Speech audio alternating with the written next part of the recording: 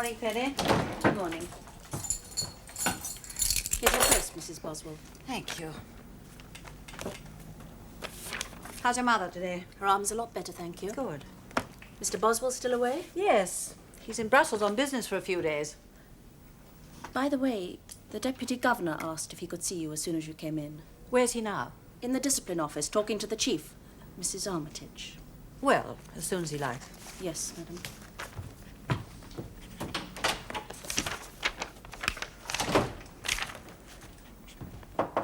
Come in.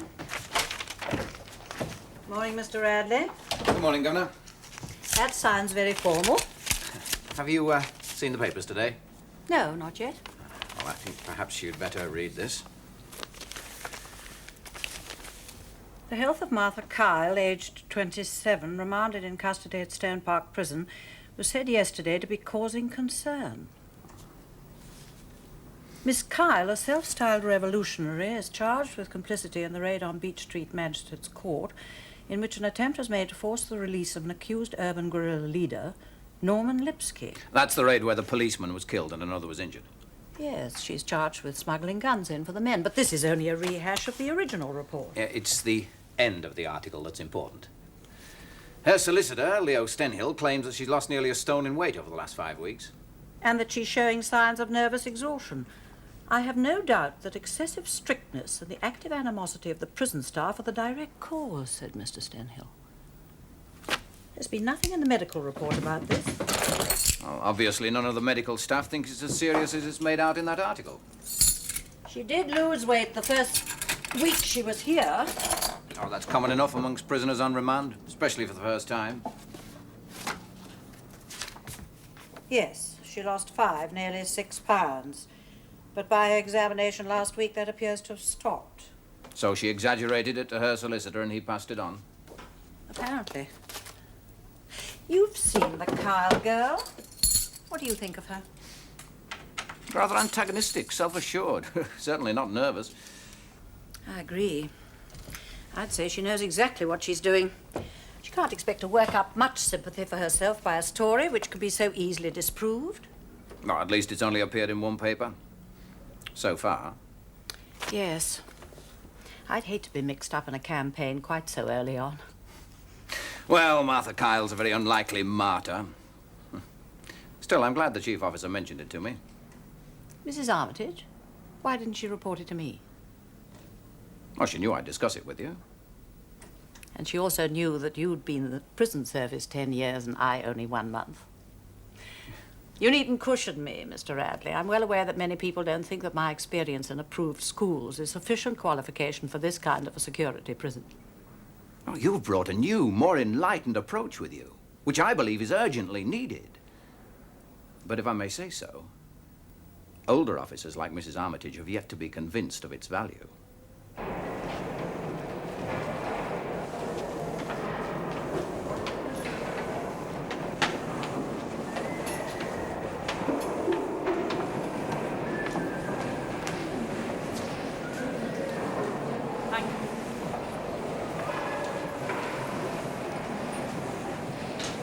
Quite simply, Mr. Radley, I believe that the most important function in a prison is rehabilitation. The whole argument is how it is to be achieved. Well, there's so many theories. I suppose every new governor has her pet ideas. But we'll just have to play it by ear for the moment. Morning, Mrs. Armitage. Good morning, madam. Morning. I've taken the liberty of sending for this. What is it? It's the refused food book. I know you sign it every day, so you will have noticed that on the 4th and the 7th and the 12th, the Kyle girl is marked as having refused 1 or more meals. Yes, I had noticed. And on the first week she was on remand, just before you arrived, she refused food entirely over 2 24-hour periods and was seen by the medical officer. That goes some way to account for the loss of weight mentioned in the newspaper. Thank you, Mrs. Armitage. It is well to be prepared, madam. Of course, there is the other thing. Yes? Her solicitor implied that she's being ill-treated. I suggest we interview the girl and the officers concerned at once. If necessary, an inquiry. Oh, I think you're making a little too much of it, Mrs. Armitage. I'm seeing the girl, of course, this morning. Why, is something wrong? I'm not so concerned with the girl as the officers on my staff. No accusation has been made. With respect, madam, I have seen this before. A rumour of ill treatment starts. There are always some prisoners who will take advantage. We should crack down immediately before it gets out of hand. I have no intention of cracking down. May I speak frankly? Of course. A prison can only function in an atmosphere of strict discipline. As soon as that is relaxed, you're bound to have trouble. And there's already one wing where the uniformed staff have been completely undermined. You mean the North Wing? Well, yes, madam. The Assistant Governor allows the women far too much freedom. Freedom to talk and move about in a confined space can hardly be too much. When the trouble comes, that's where it'll begin. Well, I don't happen to agree with you, Mrs. Armitage. As you know, the floors are being filled in North Wing to make it structurally safer. The governor felt that we could use that to allow the women more freedom of movement within their own sections. Surely you agree that this is a good thing? In theory, perhaps, madam. But in practice, they'd have to prove that they could be trusted. Well, we'll see. I'm starting my morning tour there now. Perhaps you'd like to come with me. Very good, madam. Thank you. Thank you.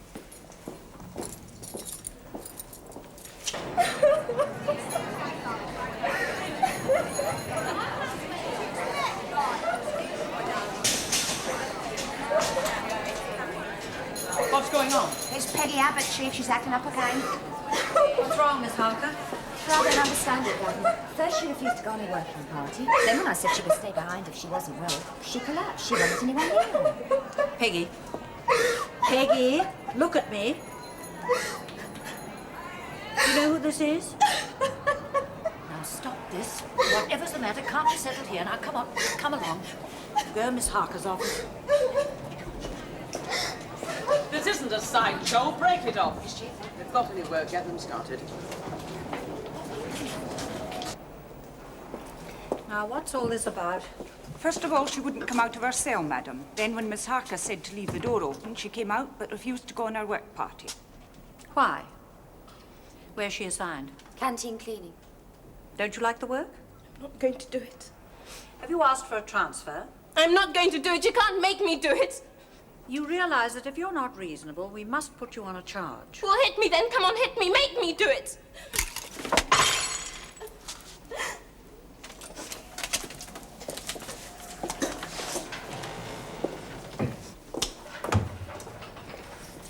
Has she been like this before? Well, once or twice, but never so bad. Usually she listened to reason. Very well. Put her on report.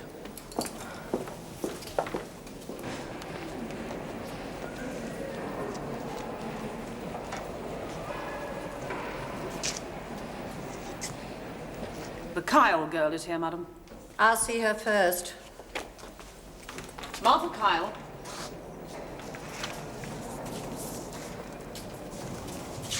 Morning, Martha. Normally, I would have come to see you in the remand wing, but after the article in the paper this morning, I want to make it a little more formal. It said that you have lost a considerable amount of weight, almost a stone. Now, I don't know why this wasn't noticed by the nursing staff. Did you tell them about it? Chief officers also pointed out that you actually refused to eat on several occasions. I did it first because the food was so awful. But now I eat all I can get. Yes, well, I'm going to ask the doctor to put you on a special nutritional diet. It also suggested that you feel that you're being badly treated. Have you any specific complaints? Wouldn't do any good. Why not? If you're accused of killing a pig, all the screws have got it in for you. You won't help yourself by being offensive. The rules here are very simple. I advise you to cooperate with us. In any case, while you're on remand, you're presumed innocent until proven guilty, but you're still subject to prison discipline. My solicitor's waiting to see me. Very well. You can tell him that after the interview, you're to report to the doctor for a complete examination.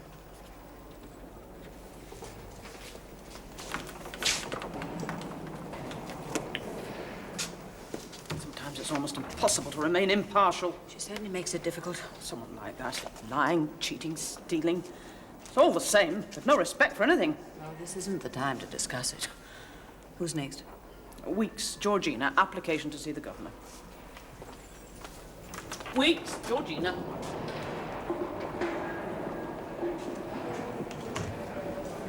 You haven't forgotten that, you dear. One good turn, eh?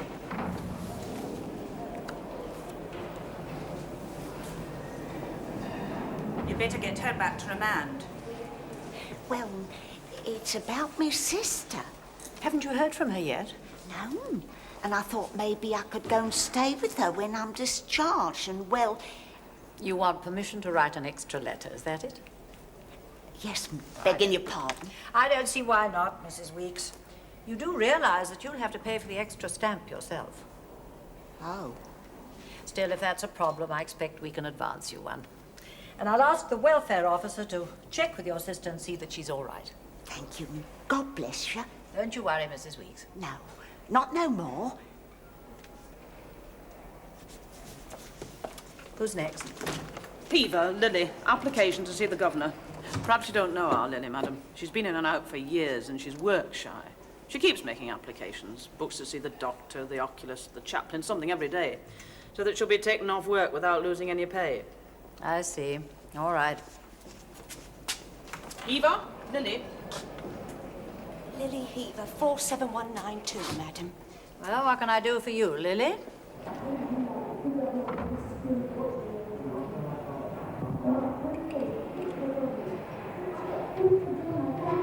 You've heard the charge. Have you anything to say? If you object to working in the canteen... Not the canteen, lady, just working. Am I to understand that you refuse to work at all? Kitchen cleaning or sewing shop, that's nothing. Well, I'm sorry we can't provide anything suitable for you. You haven't been in trouble before, but you leave me no alternative but to fine you 2 days' loss of pay. Loss of pay? What are you talking about? Is that justice? I should have known better. You don't get it in a whitey prison. Very well, since you seem to be so determined. 2 days solitary confinement. Take her away. That's the best way to handle them, madam. I'm not so sure.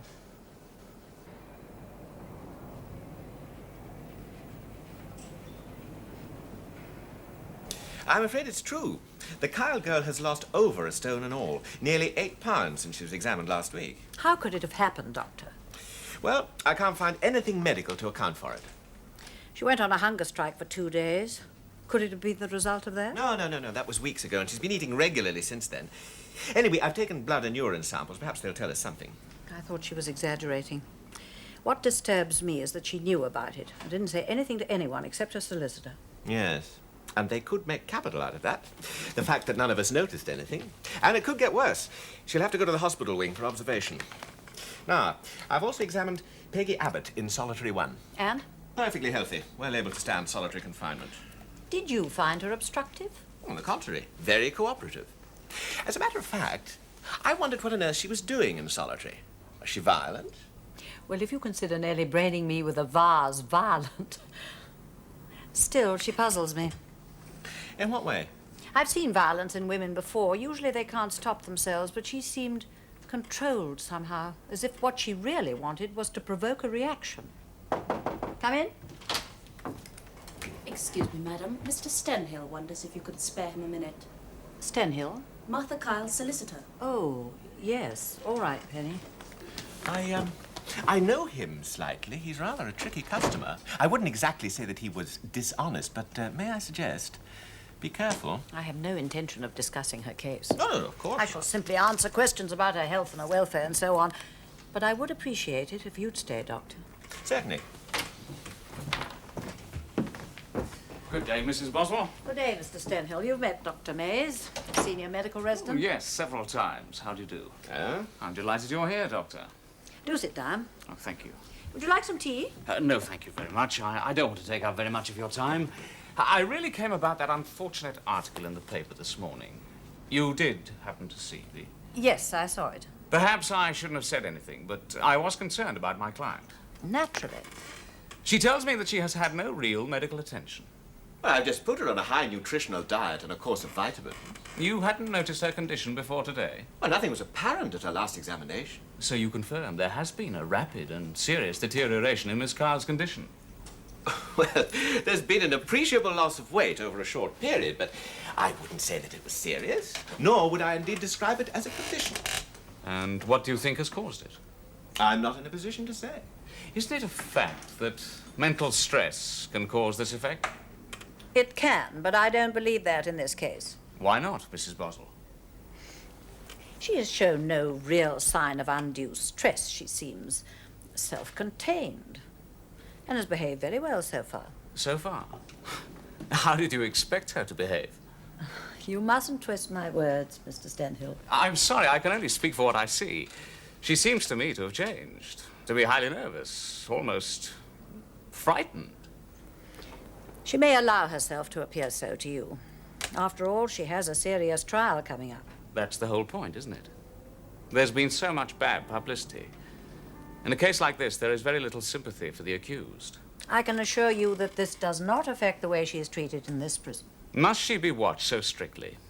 She tells me that she is escorted everywhere, checked every hour of the night.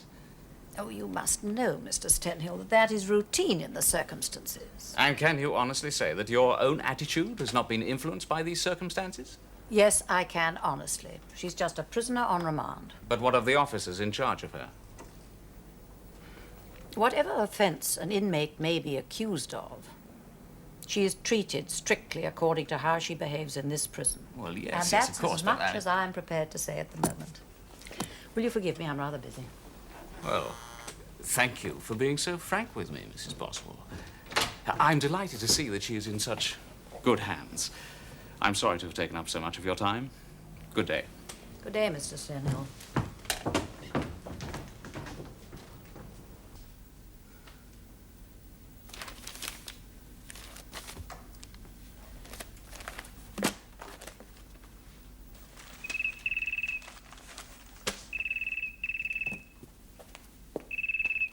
Hello? Brussels?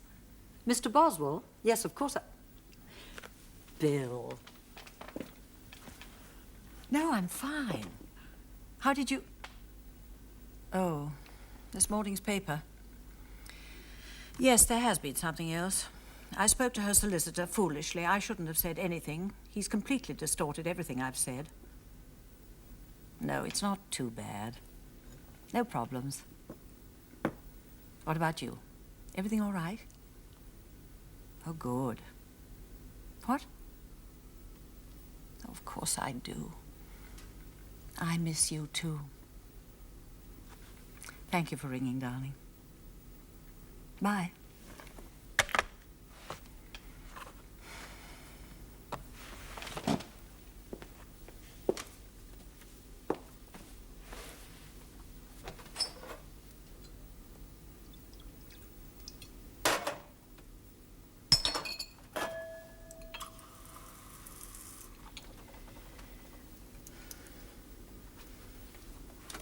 Police hunting for the killer of a young German girl who was stabbed and thrown from a train outside London in July think they may a Scandinavian woman who's been a portrait. Hello.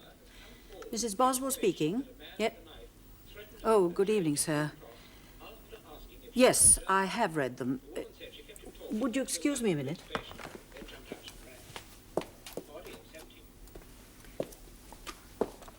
I'm sorry about that. Yes, I did. It was substantially what I said, but completely out of context. I'm sending a report to the Home Office, and so is Dr. Mays.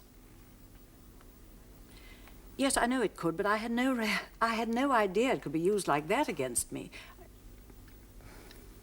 No, of course, I won't speak to anyone else. Thank you, sir. Goodbye.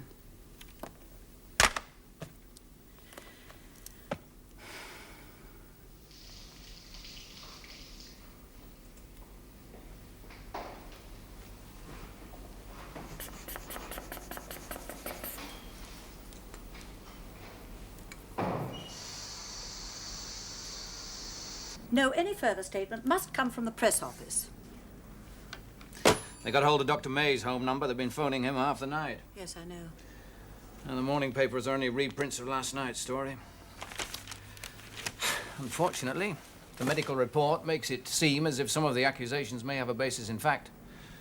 Stenhill's version of what I said is close enough for me not to be able to deny it.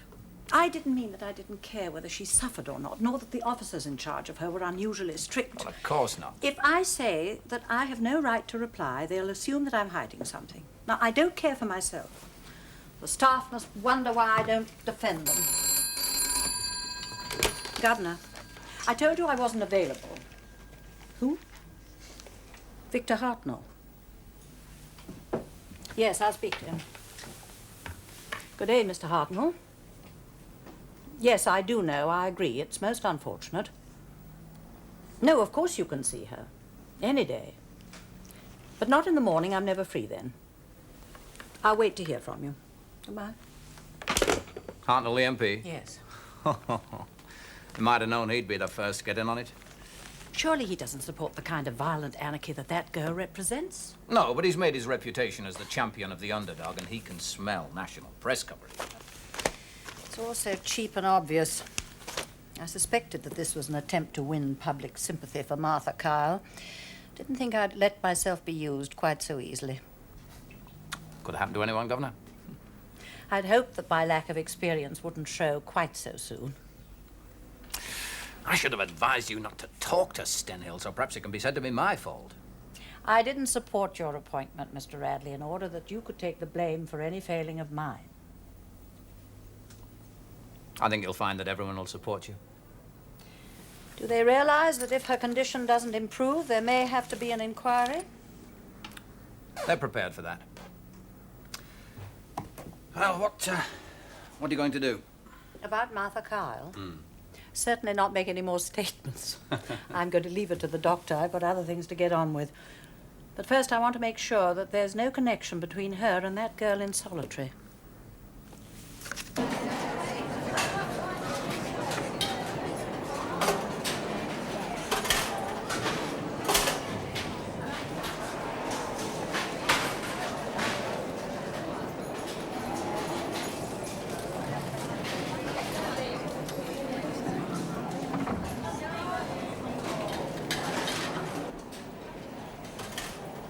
Hello, Lily. Can I come in? Of course, madam. Food all right? Oh, yes, madam. It's improved ever so much since you've been here. No, I can't take any credit for that. Now, who's this? My friend, Norah. She's very shy. I see. Well, that's very pretty. Did you do it? No, madam. Norah made it for me. Really? Do you share together? No, madam. Norah's in 14 with old Georgie and Mrs. Weeks. And who's on the other side? That Peggy, the blackie. Oh, yes. How do you get on with her?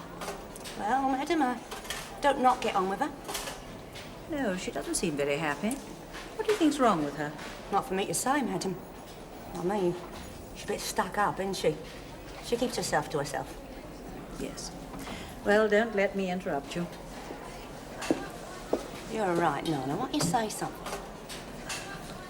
I think she's nice. Well, she has to be, isn't she? She's in trouble.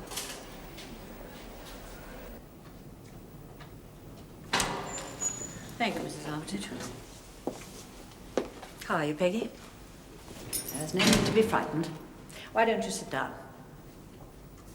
Well, I'm going to sit, because I want to talk to you, and it's been a rather long day. I know it's hard not to resent it when you're being punished.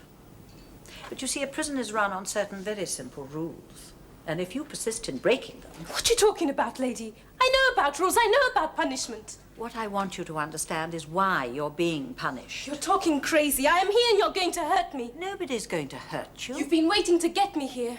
Why do you say that? Just because I'm black. Everyone is equal here. You won't be treated differently from anybody else. You don't treat me right. Well, what are you waiting for? Get it over. I'm here. You're going to beat me? Well, come on then, hit me. Hit me, then come... Ah!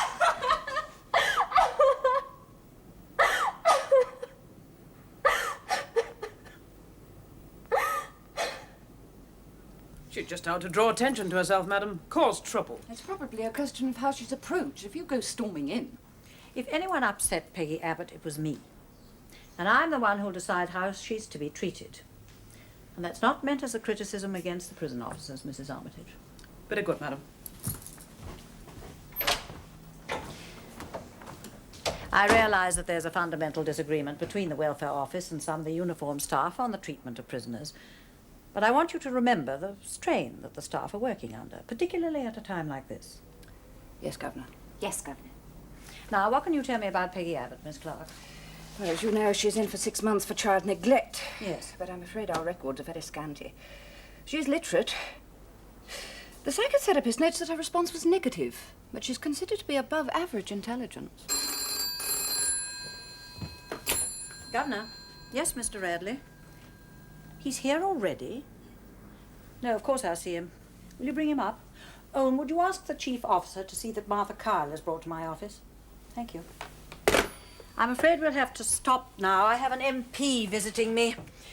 Miss Clarke, I'd like you to check up with Peggy Abbott's relatives. I want to know more about that girl. There's something there that I can't put my finger on. Yes, of course. And give it some priority, will you? Yes, Governor.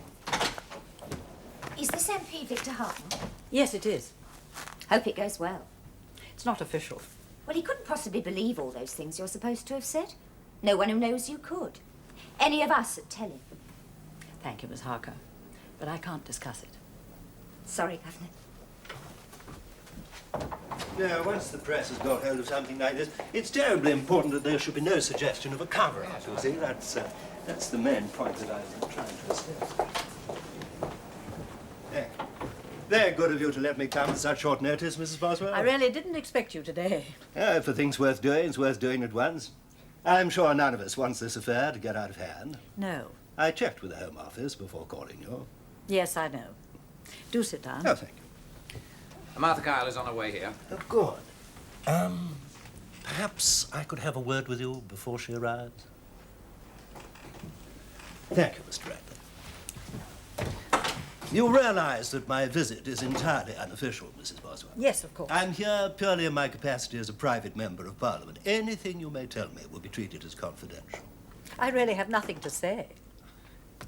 I gather from my informant at the Home Office that you already feel that you've been misrepresented. That is correct. Well, it can happen to anyone in public life. I can testify to that.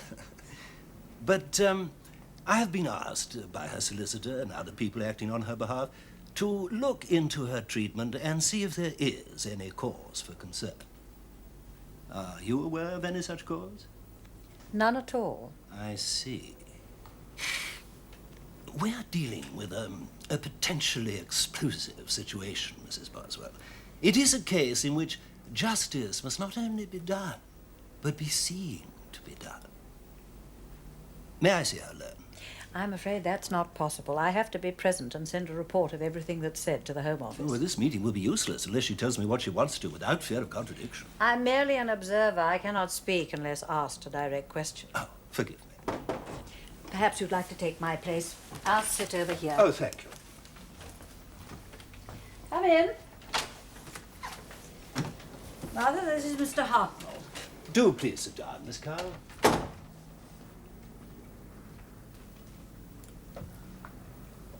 Now, first of all, do you know who I am? Yes. Well, I'm going to ask you some questions, and I want you to know that you are absolutely free to answer. Is that correct? Yes, it is. Your solicitor has made a complaint about the way you've been treated while you've been on remand here. Is there anything you want to tell me? You have lost a considerable amount of weight. Yes. Are you receiving medical attention? Since yesterday, pills and vitamins. Ah, now that interests me. Why was nothing done until yesterday? It was only yesterday that Mr. Stenhill insisted that they look after me. But surely you were examined by the medical staff before that. Well, didn't they notice anything? They said I wasn't worth bothering about. Did you tell the governor? What did she say? She said I'd be disciplined if I caused trouble. Is that all? She said if I wasn't careful, I'd be put on a special diet. Yeah, but you have been eating. Oh, yes, all I can get, but the food's so awful you can hardly swallow it. Prisoners on remand may have their own food sent in from outside if they ask for it. Did you know? I did ask. They told me what I'd get if I caused extra work for them. Who? The screws, the warders. You mean they threatened you?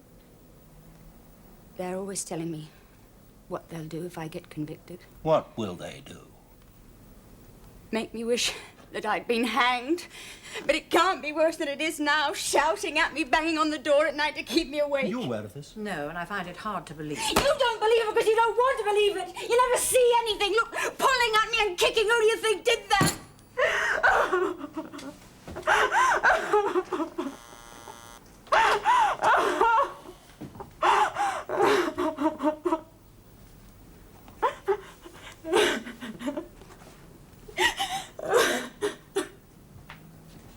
These are serious allegations. I believe that the prison has a case to answer. The bruising looks bad, but it's neither deep nor extensive. How could they have been caused, Doctor? Well, the bruising on the arms could have been caused by pinching or gripping tightly, but the wounds on the shoulder and the back of the legs, well, they look like a kick or a blow. See, only one thing's really certain. They've all appeared pretty recently. The story appeared in the newspapers yesterday morning. Are you telling me that she has been physically ill-treated since then? Well, the symptoms have appeared since then. What about the loss of weight? I'm afraid it's accelerating. I'm having her meal served in the hospital wing, and the nursing sister checks to make sure that she is eating, but it still continues. Mrs. Armitage?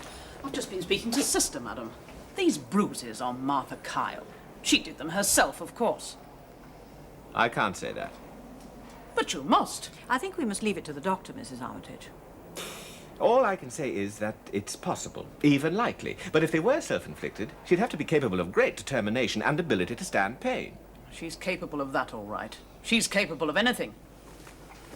Well, I try not to make such judgments. Night. Good night, Mrs. Boswell. Good night, Doctor. I'm sorry, madam. It's been a shock. I understand. If only we kept a 24-hour watch on her as I asked.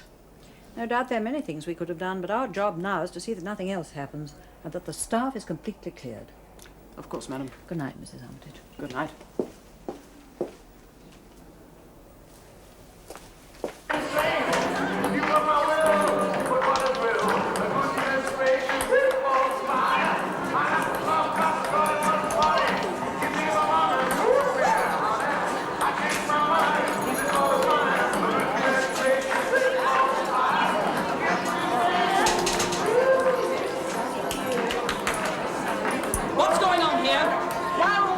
In free association. It's allowed here, Chief. Do you know what the time is? Get all those not enrolled in craft or education classes back in their cells. At once. Right you are, Chief.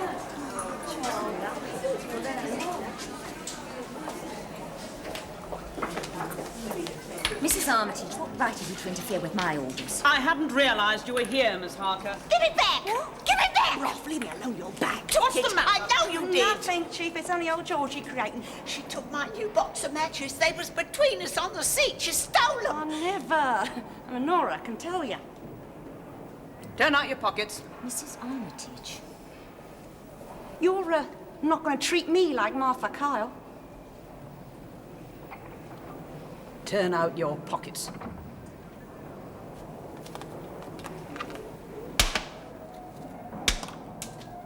And the other one.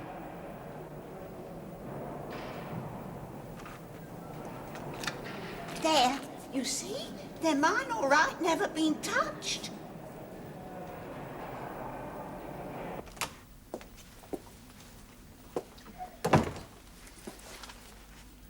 Bill?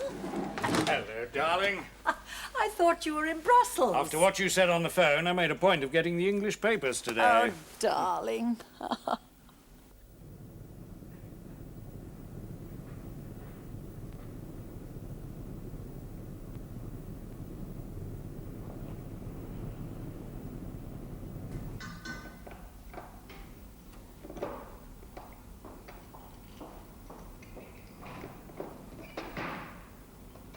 I had a few words with Paul before he went out. You weren't angry? No. Though I did tell him that as your son, he might do you the courtesy of not adding to the strain on you. It seems that he and his student friends are beginning to agitate about this girl's treatment. What are they saying? Mental sadism, inhuman medical treatment, and so on. What are this Kyle woman and her lawyer really up to? Well, I'm not supposed to talk about it. Come on, you needn't go into details. Well, you remember the outcry after the shooting in the magistrate's court, when the policeman was killed? Yes. Well, she was seen to pass the guns to the men. Her fingerprints have been found on them. So she's no chance of getting off. And this whole campaign of how much she's suffering and how badly she's being treated just to get public sympathy onto her side before the trial. These stories about her being kicked and so on. You don't believe them? Now, don't misunderstand me, Faye. I've only read one side. But it's enough to worry you. Oh, I suppose there are many people who think that I haven't got the experience, that I'm not fit for the job. I suppose they've got every right to. Now listen, darling, I don't think so. Believe me. All I want's to be sure you know what you're doing. Things are going to get harder for you when and if this investigation starts. Yes, I know. When you're in a tough situation, you have to know you can rely on your staff, that you can trust them. Can you? I think I can. But now I've got to prove to them that they can trust me. They're all looking to me to do something, to find a solution. I haven't got one. With no reference to me, she ordered the women back to their cells. I had no idea Miss Harker was there, in view of the way the prisoners were behaving. Was there a disturbance? They were in association. It was time for the evening classes to begin. It has always been the practice for those not enrolled in classes to be locked up in their cells. If they're not, they just make a noise and interrupt. Unfortunately, we have nowhere else to put them. I see. Well, it seems to me there's just been a lack of communication. Well, there is the business of the matchbox. Matchbox? One of the women was accused of stealing a box of matches. Mrs. Armitage forced her to produce it and put her on report. Well, of course I did. The woman had been stealing. But it was so trivial, I'd rather have dealt with it myself. Did you speak to Mrs. Armitage? Well, I tried to. In any case, it was too late. The woman accused me of treating her like Martha Kyle. Well, I believe this just shows the tension that we're all under at the moment. It would be disastrous if it became so obvious to the prisoners that they could take advantage of it. Very good, madam. In uniform or out of it, we're all part of the same system. We really must work together. Yes, Governor. Come in. Oh, I'm sorry, Mrs. Boswell. I had that report for you. Please come in. I'd like to hear it. I'd like you both to stay. This may interest you. Please sit down, all of you. I've been to see Peggy Abbott's children. They're both well and seem to be happy. Good. They're being looked after by an uncle and aunt. He's a minister, a very sincere and religious man. What could he tell you about Peggy? Well, it appears that her own parents are dead and that she was brought over here on his surety some 5 years ago to assist him, but it didn't work out. Anyway, not long after she arrived, she met her husband, a merchant seaman, and married him against her uncle's wishes. Is it a happy marriage? It seemed to be until about 2 years ago. The aunt told me that Peggy's husband said she was a bad wife. She's pretty certain Peggy hasn't seen him for the last 18 months. What's she been living on? Odd jobs, I think. Washing up and so on. It was about then that she was reported for going out and leaving the children. The younger one was only 6 months old. She was warned repeatedly and finally charged, and the children put in her uncle's care. Well, couldn't he have helped her? It was he who reported her. Did he bring the children to see her? The aunt did at first, but he put a stop to it. He said it only upset them. When I was in North Wing yesterday, I think I should have had a look into Peggy Abbott's cell.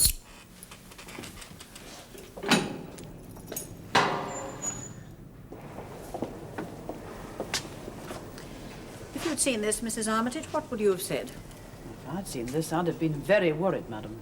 Why? Well, when a woman shuts herself away like this, putting up curtains, no pictures on the wall to remind her of outside, it's usually a sign that she's going into apathy or is genuinely disturbed. How many of the women have got pictures of babies and children on the walls? What, of Peggy Abbott's age? Yes. Or at least 90%. That's what I thought. These moods, when she's difficult, do they come before or after visiting day? Well, usually shortly afterwards.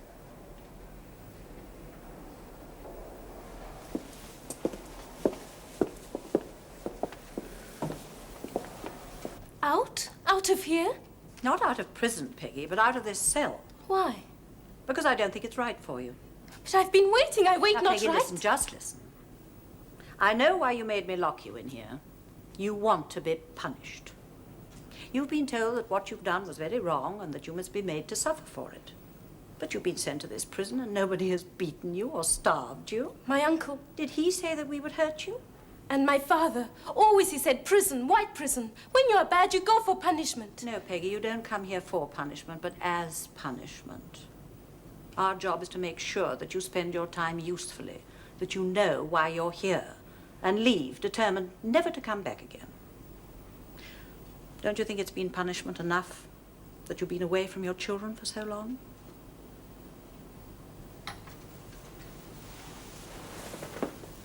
You love your children. Why did you leave them alone so often? No food. I've had to have money. was said that they were underfed. But I gave them all I could. Often take nothing from me. I'm a bad mother. My husband, he told me. He knew. No, I don't think so. I think you were alone and afraid, had learnt not to trust anyone, and didn't know what to do. When you go back to your wing, I'm going to recommend that you go to K Block. That's the prison hostel for nursing and expectant mothers. There the sister will teach you how to care and feed young children, so that never again will anyone say that you're a bad mother. But when I leave here, they won't let me have my babies. Well, that very much depends on how you behave in this prison and what we recommend when you leave.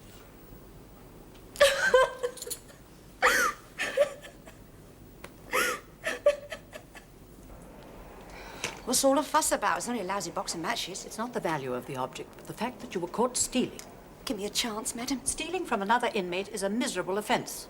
I cannot see but how this will go against your remission. No. Wait. Wait, if I do you a favour, would... I can't think of any favours you could do me. Look, I'll make a deal. You want to know about Martha Kyle? Well, you let me off and I'll tell you what she's up to. I don't make any deals. No, listen, I can tell you. The first week she was here, she was sent to the doctor twice to go without food. Well, I knew what she was at straight away. I was on cleaning in remand wing then, and a couple of days later I met her and I tipped her off. I told her, look, love, you don't eat for 24 hours, it goes in the refused food book and you're sent to the quack automatic. If you don't want them to stop you, you collect your tray, same as usual. Eat a little, leave a little, and get rid of the rest. How? There's hundreds of places. How else are you going to go on hunger strike without anyone knowing? 2 days loss of pay and privileges.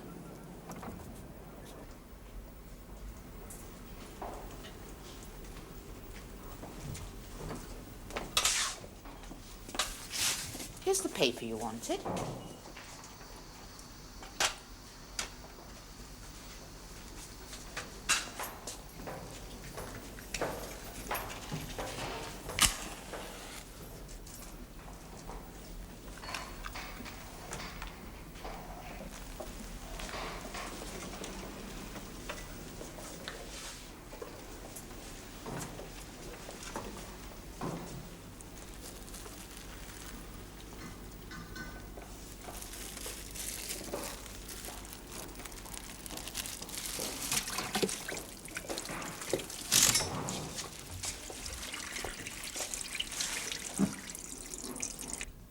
Therefore, there is no substance to the prisoner's accusations whatsoever. So, she's been on a secret hunger strike. Yes, Mr. Hartnoll. It's corroborated? No, I needn't have said that. I suppose the bruises were self-inflicted? They were a smoke screen. They appeared at precisely the right time to confuse us and make us concentrate on them. It's exceedingly fortunate that this was found out today. I was going to speak in the House tonight. Was going to. Well, I still may say a few words. About Martha Kyle? That might be considered a breach of confidence. No, if the prison service is brought up, I shall describe the splendid conditions that I found here and the high morale. If you speak on the subject at all, Mr. Hartnoll, I would prefer that you describe it as it really is. Depressing, understaffed, the prisoners in inadequate accommodation, and far too little money and planning given to any thought of improvement. Yes. Yes, of course. And so once again, I thank you for your unreserved cooperation, madam. Good day. May I keep this? I'm afraid not. Naturally, I had no idea that my client was deceiving us all. Naturally, Mr. Stenhill. I expect your press office will be making a statement. I shall not be issuing any more. The campaign is over. In any case, I estimate that it will already have served its purpose. Good day. Good day, Mr. Stenhill.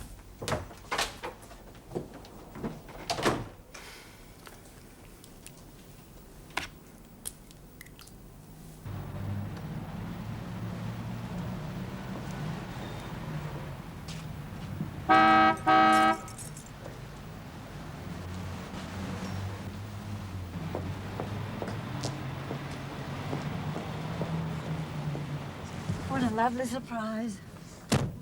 Thought I'd come and drive you home.